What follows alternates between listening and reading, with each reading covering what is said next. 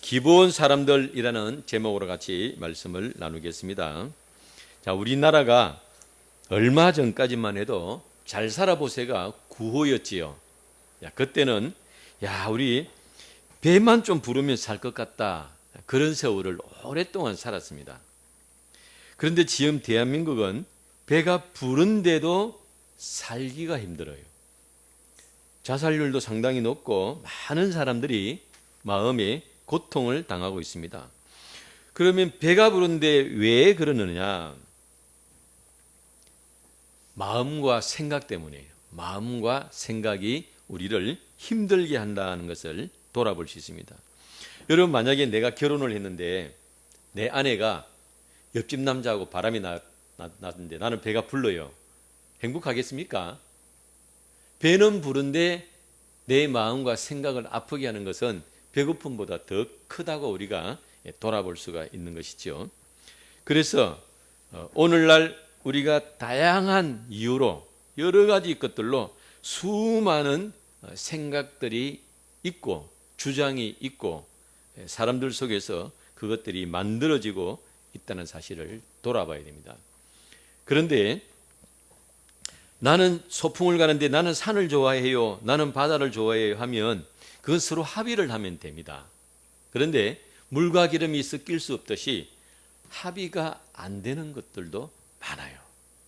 그런 상황에서 우리가 한 이불을 덮고 한 하늘 아래서 산다는 것은 결코 쉬운 일이 아니라는 사실을 우리가 돌아볼 수 있습니다.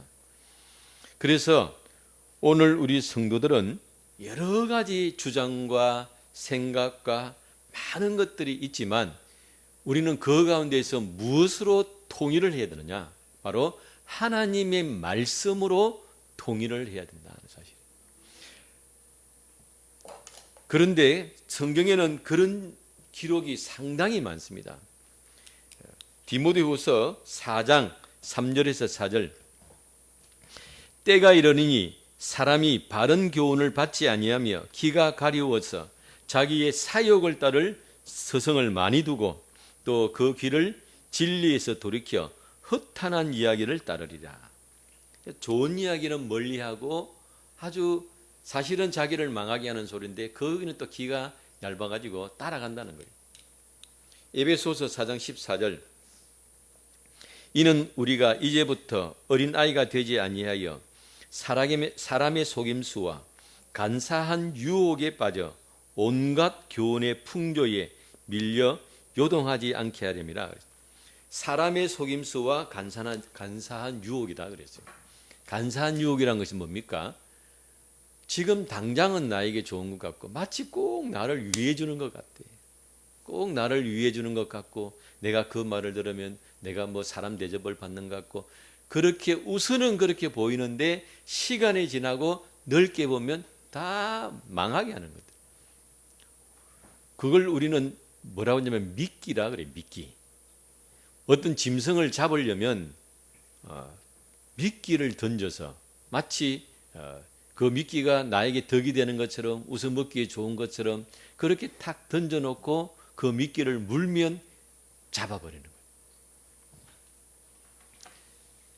에베소서 2장 2절에서 3절. 그때에 예수님 믿기 전입니다. 너희는 그 가운데서 행하여 이 세상 풍조를 따르고 공중의 권세 잡은 자를 따랐으니 곧 지금 불순종의 아들들 가운데서 역사하는 영이라. 전에는 우리도 다 그 가운데서 우리 육체의 욕심을 따라 지내며 육체와 마음에 원하는 것을 하여 다른 이들과 같이 본질상 진노의 자녀였다. 육체의 욕심을 따르고 육체와 마음이 원하는 것을 따르는데 에베소서의 사도 바울이 하는 이야기는 그 뒤에 뭐가 있다는 거예요. 사람들이 그렇게 홀리고 따라가는 뒤에는 불순종의 아들들 가운데서 역사하는 영이다. 영적 전쟁이다 이 말이에요. 그래서 우리 성도들이 교회에서 기도해야 될 내용이 바로 이 부분입니다. 교회가 기도해야 될 부분은 우리 대한민국에서 나라를 어지럽히고 사람들을 호리고 영혼을 사냥하는 이 악한 영의 역사들을 막아내고 끊어낼 수 있도록 우리는 기도해야 됩니다. 그러려면 내가 바로 서야 돼요. 나도 뒤숭하게 하고 나도 별 깨끗하게 안 하면서 마귀야 물러가라 그러면 마귀가 뭐 하겠습니까? 코드숨을 치겠지요. 니는 잘하냐 이러면. 그래서 성도는 거룩한 삶이 우리의 무기가 된다는 사실을 돌아볼 수 있습니다. 자, 이런 가운데서 오늘 기브온 사람들을 통해서 생각이 얼마나 중요한가, 그리고 바른 생각을 가졌을 때 얼마나 그 인생이 성공하고 바르게 나아갈 수 있는가, 생각을 잘못 먹으면 어떻게 망하는가 하는 것을 우리가 이 기브온 사람들을 통해서 교훈을 얻을 수가 있습니다. 오늘 우리가 읽은 본문의 내용은 이 기브온 사람들에 대한 내용인데, 이 기브온 사람들은 가나안에 살던 원주민이에요. 가나안의 원주민인데, 문제는 뭐냐면 그 가나안 땅에 사람들이 살고 있는데 이스라엘 백성들이 이집트 땅에서 탈출을 해가지고 그 가나안 땅에 들어오는 거예요. 들어와서 같이 살면 좋겠는데 어떻게 되냐면 그 가나안 땅에 사는 사람들은 싸그리 죽이든지 몰아내고 다 없애버리고 너희만 살아라고 하나님이 명령을 내렸어요.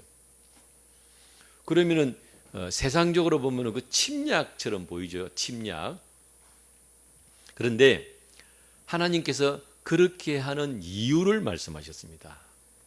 잘 살고 있는데 들어가는 것이 아니라는 거예요. 그렇게 하시는 이유가 뭐냐?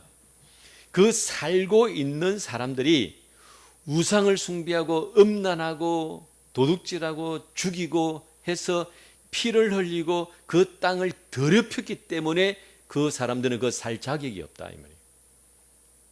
그래서 이미 하나님은 그런 예를 보여주셨어요. 그것이 언제냐면은 노아의 홍수 때. 노아의 홍수 때에 하나님이 사람들이 타락하고 범죄하고 우상 숭배할 때 물로 썰어버린 것을 보여주신 적이 있기 때문에 하나님께서는 누구든지 하나님의 명을 어기고 땅을 더럽히면 그렇게 한다는 거예요.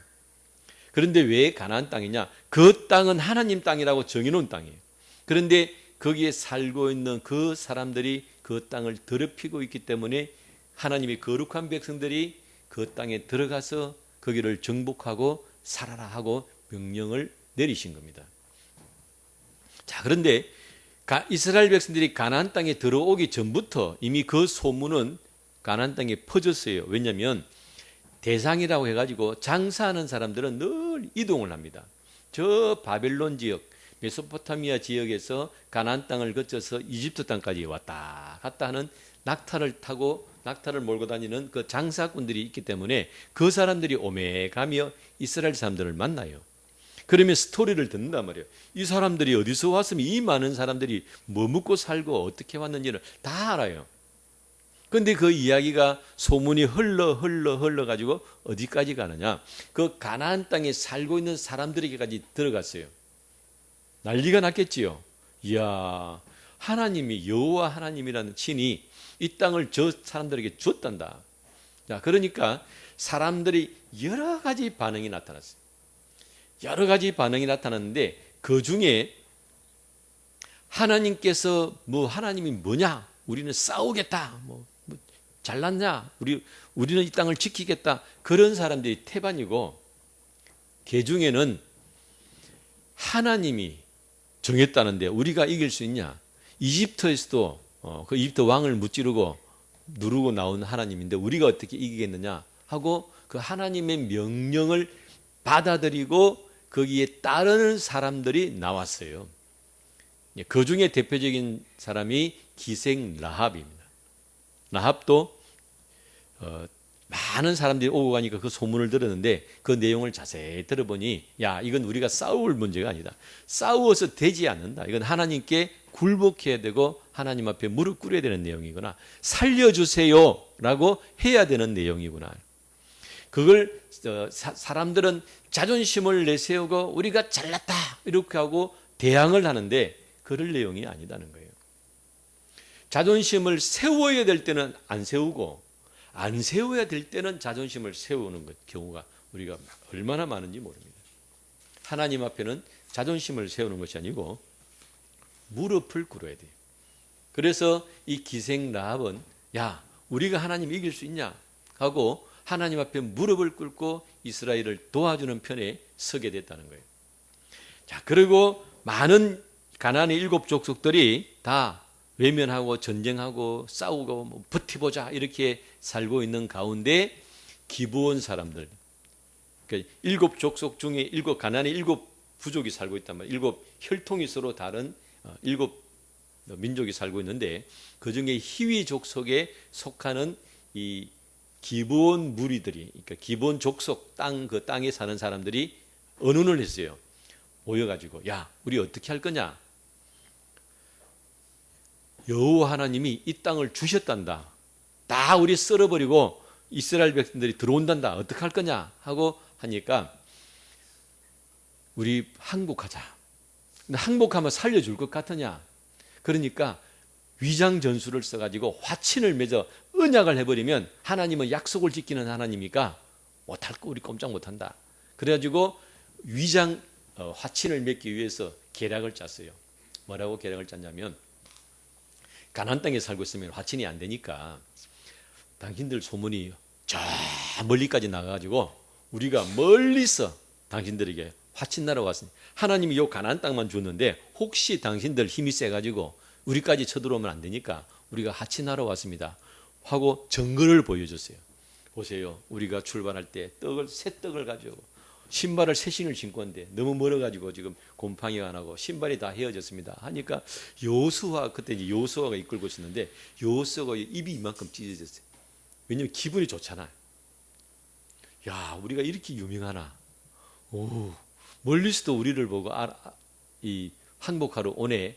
그리고 이스라엘 백성들하고 여호수아하고 기분이 좋아가지고 입이 찢어졌어요. 오케이. 그러면서 화친 조약을 맺었어요. 하나님께 여쭈보지도 않고 오케이 하고 서로 죽이지도 않고 네가 나를 공격하지도 않고 너가 우리를 공격하지도 않고 화친 조약을 맺었어요. 근데 이제 그러고 돌아갔어요. 약속을 하고 돌아갔는데 이제 소문이 들리기를 그 사람들이 기브온 사람들이야. 코앞에 있는 그 가나안 땅에 살고 있는 사람들이란 말이에요. 여호수아가 다시 사람을 보내가지고 불러들였어요. 이것들이 어디서 거짓말을 하고 있나. 그러니까 이 기브온 사람들이 뭐라고 이야기하냐면 아까 우리가 읽은 내용입니다. 읽은 내용.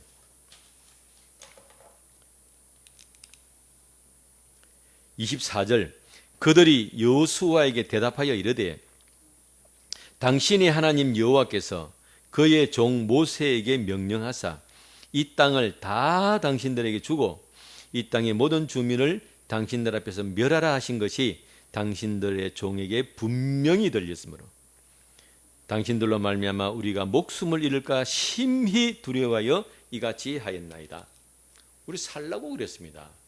그러니까 이 기브온 사람들이 말하는 내용은 뭐냐면 우리도 살아야 될 거 아닙니까? 그래서 그랬습니다. 그러면은 뭐 이스라엘을 공격하는 것도 아니고 살겠다는데 뭐라고 하겠습니까? 그러면서 뭐라고 했냐면 여호수아가 너희가 거짓말로 우리와 화친을 했기 때문에 너희가 벌을 받는다. 우리 종이 되어야 된다 그랬어요. 목숨은 살려주는데 우리가 안 죽인다고 했으니까 목숨은 살려주는데 대신 너희가 종이 되어야 된다 그랬어요. 그러니까 뭐라고 했냐면 25절 보소서 이제 우리가 당신의 손에 있으니 당신의 의향에 좋고 옳은 대로 우리에게 행하소서 그랬어요. 얼마나 저는 이 기브온 사람들을 보면서 이 사람들이 하나님 편에 서려고 하는 사람이기 때문에 생각이 반듯하고 당당하다는 걸 볼 수 있어요. 그래, 우리가 살고자 거짓말을 했는데 거짓말한 책임질게 그 말이에요. 당신들이 뭐 앞으로 가라면 우리가 앞으로 가고 뒤로 가라면 뒤로 갈 테니까 우리 살려주는 대가로 우리가 그걸 감당하겠습니다 이 말이에요. 아주 비겁하지 않고 졸렬하지 않아요. 사람이 누구 편에 서느냐에 따라 사람이 달라집니다. 지금 우리 대한민국을 위해서 기도할 때 우리가 왜 어떤 사람들은 지금 정부나 지금 하는 일에 대해서 좋다 그러고 막 이렇게 하고 왜 우리는 싫다 그러느냐? 잘 살고 못 살고가 중요한 게 아니에요. 어떤 사람이 앞으로 되느냐는. 여러분 지금 우리나라의 중국 사람들이 오고 전 세계에 중국 사람이 오는데 그 중국 사람 오는 걸 보고 좋아하는 사람이 누가 있습니까? 근데 본인들은 좋다고 하는 거예요. 본인들은 자기 나라 사랑하고 자기 나라 충성하고 자기 나라 잘 산다 그러고 경제 2위 대국이에요. 미국하고 어깨를 나눠요. 잘 산다 이 말이에요. 그래서 자기들은 잘 살고 나라에서 지켜주고 하니까 어깨에 힘을 주고 가는데 그 모습을 보고 아름답다고 생각하고 좋다고 생각하는 사람이 누가 있냐 이 말이에요. 우리가 대한민국 국민으로서 앞으로 우리나라, 우리 인성이, 우리의 모습이 어떤 사람이 되느냐. 똑바른 올바른 사람으로 가기 위해서는 누구 편에 서느냐가 그 사람을 말해주는 거예요. 근데 기부원 사람들이 하나님 편에 서겠다고 결단을 했을 때 그들은 당당한 사람이 되어 있는 것을 볼 수 있습니다. 비록 목숨을 구걸하지만 거짓이 없고 비굴함이 없고 당당한 모습을 우리는 돌아볼 수 있다는 것입니다. 자, 그래서 이제 부역을 시키는 거죠. 이스라엘 백성들이 이집트에서 종살이 했듯이 그러면은 그 일을 하라. 그러니까 우리 하겠습니다. 근데 이제 성경에는 정확하게 기록이 안 나와 있는데 제가 추측을 할 때 성전에서 필요한 일이 있어요. 이제 예를 들면 제사장들이 하나님께 제사를 드리려면 짐승을 도살을 한단 말이에요. 그러면은 그 피를 씻어야 돼요. 똥을 씻어야 되고 다 씻어야 되려면 물을 떠와야 돼요. 제단에 불을 피우면 제단 나무를 패와야 되고 그다음에 제사 지내고 나면 찌끄러기 그 재를 다 치워야 되고 그런 잡일 원래는 레위인이 하는데 그 또 레위인이 하는 거를 또 도와서 하는 청소 담당, 설거지 담당, 나무 담당하는 일들을 이 사람들이 이제 하게 되는 거예요. 그런데 필요한 사람이 만약에 하루에 딱 필요한 사람이 100명이다. 만약에 하루에 필요한 사람이 100명이다 그러면 레위인들은 그 일을 하면 먹고 사는 거는 무엇으로 먹고 사느냐면 이스라엘 백성들이 11조를 냅니다. 그러면 그 11조를 받아서 생활을 하고 레위인들은 그 일만 하는 거예요.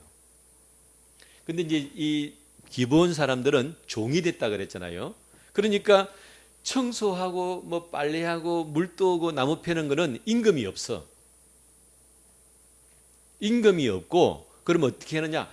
자기 먹을 건 자기가 다 알아서 해야 돼요. 그래서 기브온 사람이 사는 땅, 그 기브온 땅은 보호를 해주는 거예요. 자치주처럼. 우리도 지금 자치주라고 있지요. 자치주처럼 보호를 해주고 매달 이제 그 명령이 떨어져요. 야, 매일 100명씩 보내라. 그러면 그 사람들이 자기들이 먹고 사는 거는 알아서 해결을 하는 것이고, 그 다음에 인력을 파견을 해요. 그 사람들도 그 임금을 받는 것이 아니고 와서 봉사만 하고 돌아가는 거예요. 그래서 고정 보내라는 인원만 보내주면 돼요. 그게 이제 그게 이제 일종의 비슷하게 종살이처럼 사는 거죠. 그랬을 가능성이 99%입니다. 근데 그걸 오케이로 받아들인 거예요. 우리가 하나님 손에 진멸당하지 않고 사랑금 해도 감사합니다. 그러니까 보세요. 종살이를 하러 갔는데 막 인상을 쓰고 슬퍼하고 와 우리 인생은 와 이렇노 그렇게 하지 않았다는 거예요. 그렇게 하지 않고 살려주신 것만 해도 감사합니다 하고 그들은 그 일을 콧노래 부르지는 않았겠지만 받아들인다 이 말이에요. 내가 종살이하는 신분도 그게 내 일이다 하고 받아들인. 생각이 어때요? 사람이 생각 하나 따라 막 뒤집어 엎어야 된다. 세상이 왜 이렇게 불공평하냐 이렇게 생각하는 것이 아니고 그런 일이라도 우리는 받아들여야 된다는 것이. 우리 대한민국은 자주의 나라가 아니에요. 우리는 대한민국은 자주의 나라가 아닙니다. 건국을 하고 독립을 할 때 남의 힘으로 독립이 했어요. 6.25 전쟁이 났을 때 우리 힘으로 이긴 것이 아니고 남의 힘으로 이긴 거예요. 산업을 일굴 때도 우리가 잘나서 이긴 것 같지만 다 남의 힘으로 이겼습니다.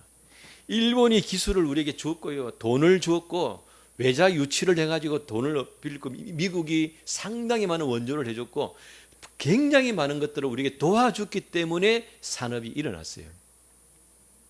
그러면 우리는 뭘 해야 됩니까? 기억을 해야 돼요.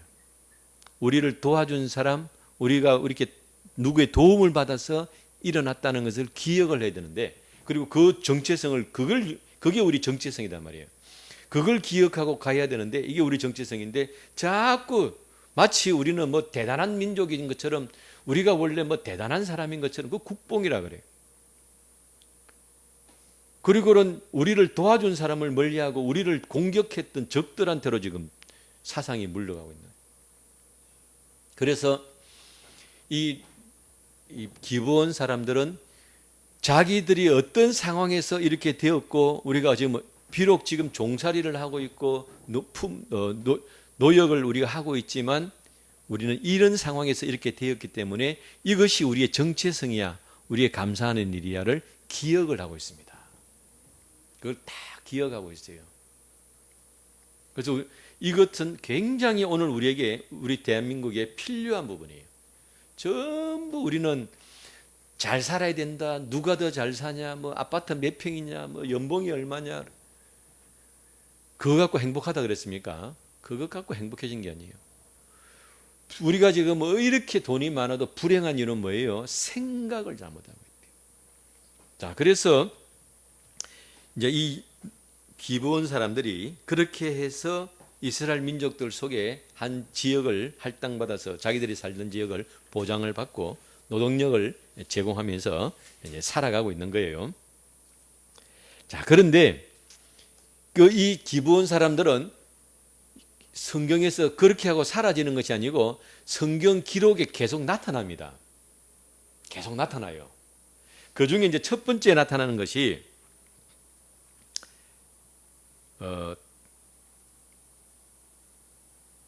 사울 왕, 그 사울 왕 때인데 나중에 나타나는 그 기록은 다윗 왕 때 나타나거든요. 그런데 우리가 그 배경을 알기 위해서는 먼저 솔로몬 이야기를 해야 됩니다. 솔로몬. 자, 솔로몬이 하나님 이제 성전 짓습니다. 하나님 저에게 복을 주셔가지고 우리나라 이렇게 잘 삽니다. 감사합니다 하고 하나님께 제사를 드리려고 했는데 제단이 너무 좁아가지고 어디로 갔다 그랬죠? 기브온 산당으로 갔다 그랬어요. 왜 하고 많은 것 가운데 기브온 산당이 넓고 커가지고 거기 가서 하나님께 제사를 드렸다 그랬어요. 왜 기브온이 산당이 커졌는가? 역사를 좀 봐야 되겠지요. 네.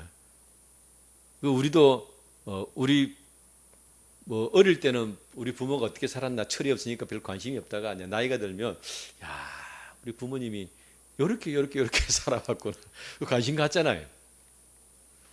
이스라엘 나라에서 핵심 중에 하나가 뭐냐면은 성전입니다. 성전. 왜 하나님 계신 곳이니까. 성전은 크게 두 가지가 세트로 이루어졌어요.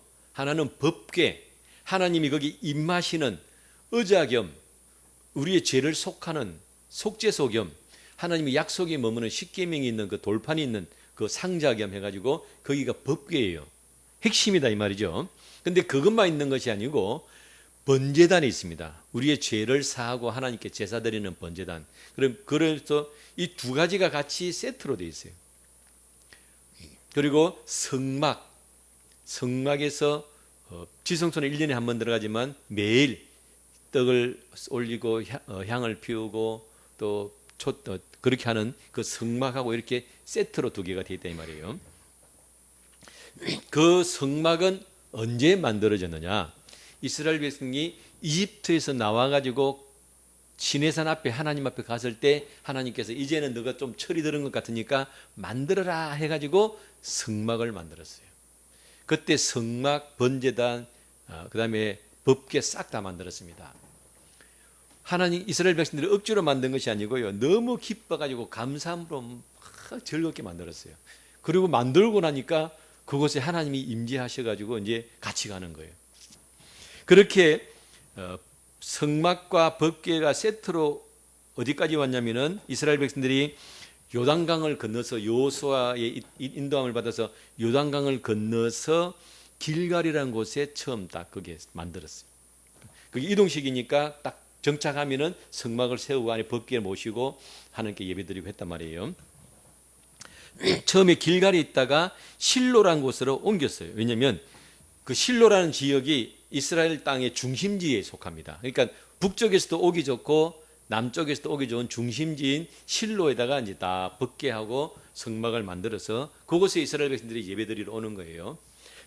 그런데 엘리 제사장 때 이 제사장이 너무 타락을 하고 자기 자식만 위하고 하나님은 소홀히 여기가지고 전쟁이 났어요. 전쟁이 났는데 법궤를 블레셋에게 뺏겨버리고 성막은 쫓겨가고 아마 그런 큰 환란을 겪었던 것 같아요. 그리고 난 다음에 이제 법궤가 돌아왔는데 블레셋에 있다가 이스라엘 땅으로 돌아왔는데 법궤는 기럇 여아림이라는 곳으로 법궤가 갔고요. 블레셋 사람들이 못 가게 하는 거예요. 합체를 하면 또 뭔 역사가 나타날까 싶어가지고 블레셋 사람들이 합체를 못하게 시켰어요. 지켜가지고. 그래서 법궤는 기럇 여아림으로 가고 성막은 높 땅을 거쳐서 기브온 땅으로 갑니다. 기브온 땅. 왜 기브온 땅으로 갔겠습니까? 기브온 사람들이 뭐 하는 사람들이에요? 성막 봉사하는 사람들이에요. 그런데 출퇴근하기가 힘든 거야. 출퇴근하기가 힘든데 이 기브온 사람들이 제가 생각할 때 성실하게 하나님 일을 잘하니까 아예 성막이 그걸로 가버렸어요. 거기 가가지고 그럼 너 편하게 이거 해라. 우리가 막 왔다 갔다 할 테니까. 이렇게 돼가지고 기본에 큰 하나님의 성막과 번제단과 큰 틀을 마련해가지고 거기에 성막이 있고 법궤는 기럇 여아림 따로 있었어요. 그래서 솔로몬의 제사를 드릴 때 기브온 산당으로 갔어요. 그 말은 뭐냐면은 그 기브온 사람들이 하나님의 성전에서 종으로 살고 있지만 만약에 그들이 불평하고 원망했다면 그렇게 살았겠냐 이 말이에요. 아니라는 거예요. 비록 종살이를 하고 최하층민으로 살지만 우리가 살아서 하나님을 예배하는 일에 서임을 받는다는 것을 아마 기쁨으로 받았지 않았을까 능히 추측할 수 있습니다. 자, 그래서 이 기브온 사람들이 거기에서 하나님을 섬기고 있었는데 그런데 이제 성경에 보면 그 기브온 사람들에게 정말 뼈아픈 일이 한번 일어나요. 그것이 뭐냐면 이제 성막이 실로에서 높 땅을 거쳐서 기브온 산당으로 갔을 때 그때 누가 왕이었냐면은 사울이 왕이었습니다. 사울이 왕인데 이 사람이 나쁜 사람은 아니에요. 사람은 참 마음 좋고 허하고 그런 인정스러운 사람이에요. 따르는 사람이 많아. 그런데 영적인 믿음이라는 것은 뭐냐면 인간적으로 좋은 것하고는 달라요. 인간적으로 좋아서 인간에게 정을 주고 인간에게 마음을 뺏기면 잘못하면 하나님과 멀어질 수 있습니다. 반드시 우리는 조심을 해야 돼요. 그래서 성경은 그것을 우상이다 그래요.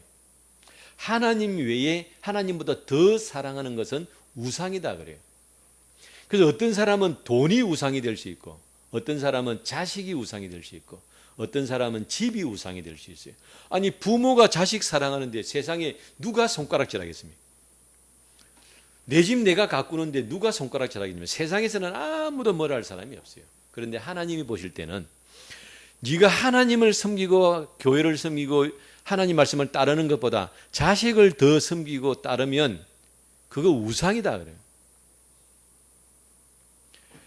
그러니까 사울이 인간적으로는 서하고 좋을 줄 모르지만 그 마음 중심에 하나님을 사랑하는 것보다는 사람 눈치를 보고 사람의 비율을 맞추는 게 더 강했던 거예요. 그런데 이제 사울이 보니까 그 금사라기 땅 이스라엘의 중심지에 있는 그 금사라기 땅에 누가 살고 있냐면 기브온 사람들이 살고 있는 거예요. 그러니 신도시를 좀 개발하고 자기가 이제 왕이 되어가지고 좀 뭔가 사람들에게 베풀고, 야, 내가 봐라, 왕되니 좋지? 그리고 뭐 보여주려고 해야 되는데, 그 보니까 기본 사람들이 이방민족이란 말이에요. 근데 원래 율법에 의하면 다 쫓아내야 되거든.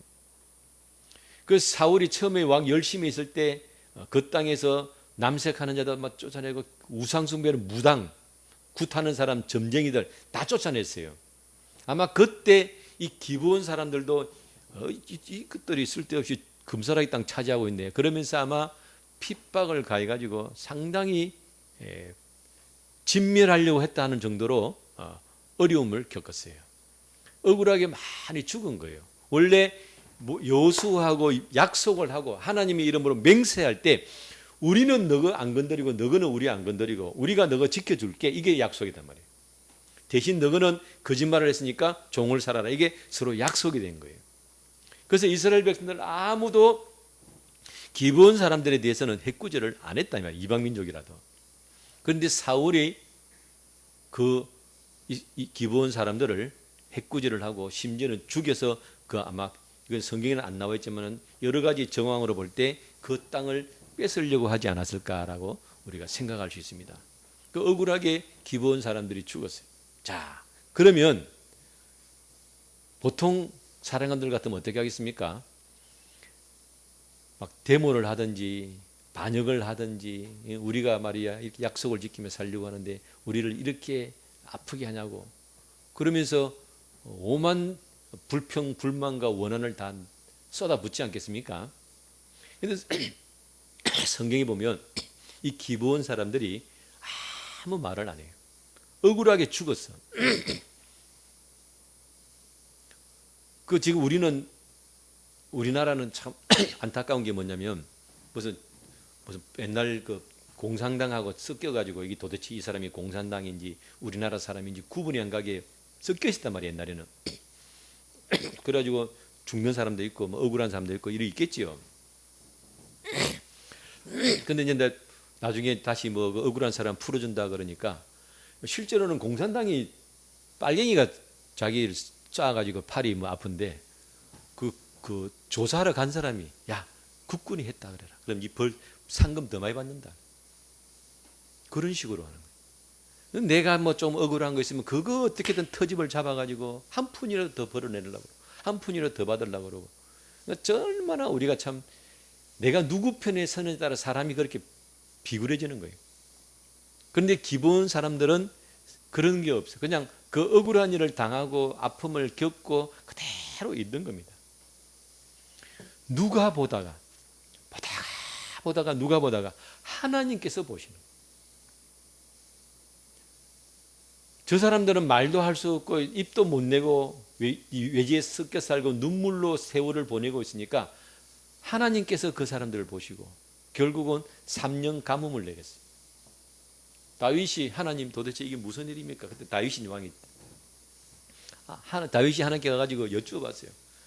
그때 여쭈을 때 이제 하나님의 우림과 둠밈으로 이렇게 답을 주시는데 답을 안 하시는 거예요, 하나님께서. 그럼 나중에 알아보니까 사울 왕 때 기브온 사람들을 학살한 거예요. 그 약속을 깼기 때문에. 그 사울이 기브온 사람 불렀어요. 우리가 어떻게 할까?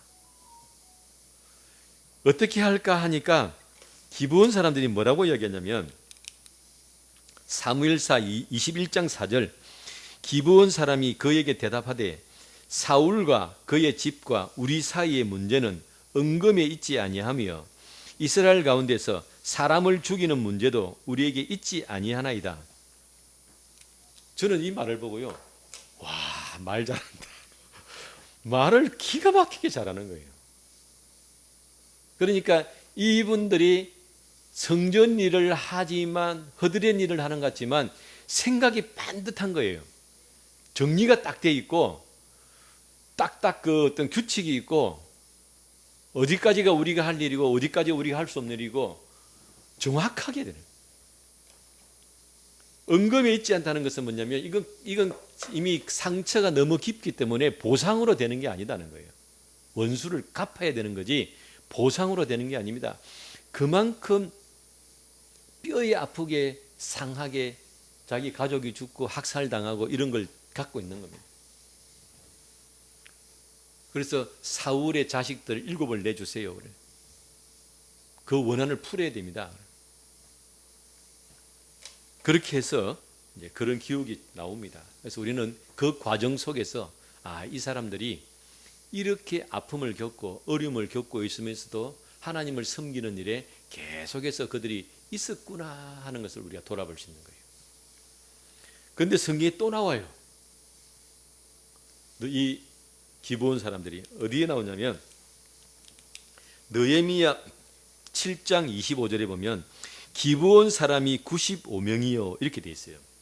이건 뭐냐면 이스라엘 백성들이 망해가지고 바빌론이 쳐들어와가지고 북왕국 이스라엘은 아시리아에 망하고 남쪽 유다는 바빌론에 망했는데 다 포로로 잡혀갔어요. 아시리아에 망한 사람들은 다 흩어져가지고 사람도 없고 유다는 이제 다 묶어가지고 바빌론으로 이사를 갔는데 거기 이제 돌아온단 말이에요. 페르시아 왕 고레스가 이제 돌아가라 그래가지고 돌아올 때 이제 각 가족별로 인원을 헤아리는데 거기에 기브온 사람이 95명이 있다는 거예요. 그 돌아와서 이 사람들이 뭐 하겠습니까? 다시 성전 허드렛 일을 해요. 와, 저는 그때 충격적입니다. 우리가 생각하면 이제 종살이에서 해방된다. 니도 뭐 니 별거 있냐, 니도 좀 종아니냐, 잡혀갔으니까 그랬으면 다 그냥 흩어지고 그동안 우리가 억울하게 종살이했는데 하고 막 원수를 갚든지 아니면 너 가라 그러고 이럴 것 같은데 그러지 않고 종살이에서 돌아올 때 이 사람들도 돌아와서 뭔 일 하느냐? 역시 성전에서 봉사하는 일을 하는 거예요.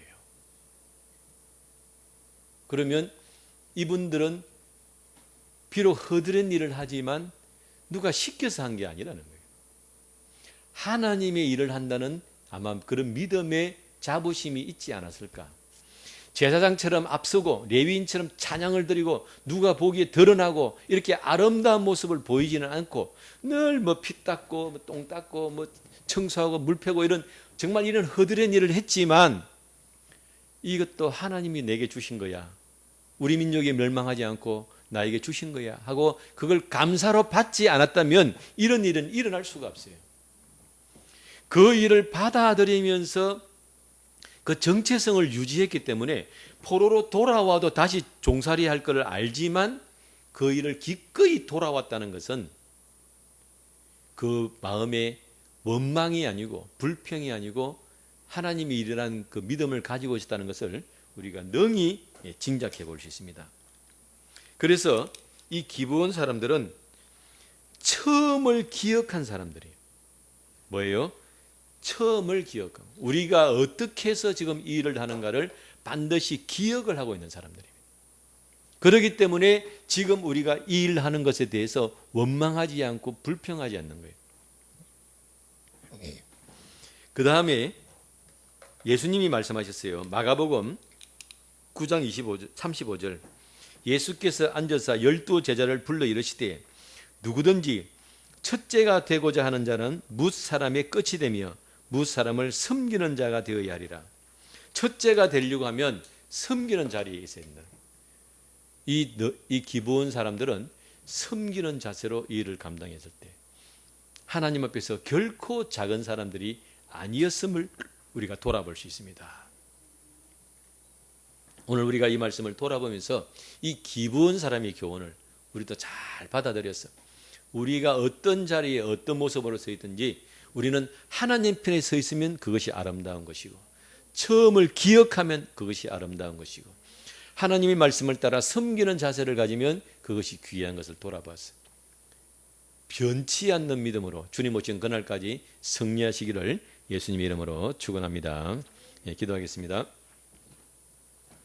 거룩하신 아버지 하나님 귀한 은혜에 감사합니다. 기브온 사람들이 이름도 없이 빛도 없이 있은 것 같지만 마지막 포로로 돌아왔을 때에도 그들의 이름이 있는 것을 돌아볼 때에 얼마나 소리 없이 믿음과 인내로 살았는지 우리가 돌아보았습니다. 오늘날 우리에게 필요한 것이 바로 이러한 믿음인 줄로 믿습니다. 사람이 알아주지 않아도 누가 보지 않아도 자기에게 주어진 일들을 열심히 감당할 그것이 얼마나 귀하고 아름다운지 다시 한 번 더 돌아보며 주님 오시는 그날까지 우리가 믿음으로 승리하는 귀한 삶을 살기로 결단하며 기도하옵나니 인도하여 주옵소서. 예수님의 이름으로 기도드리옵나이다. 아멘.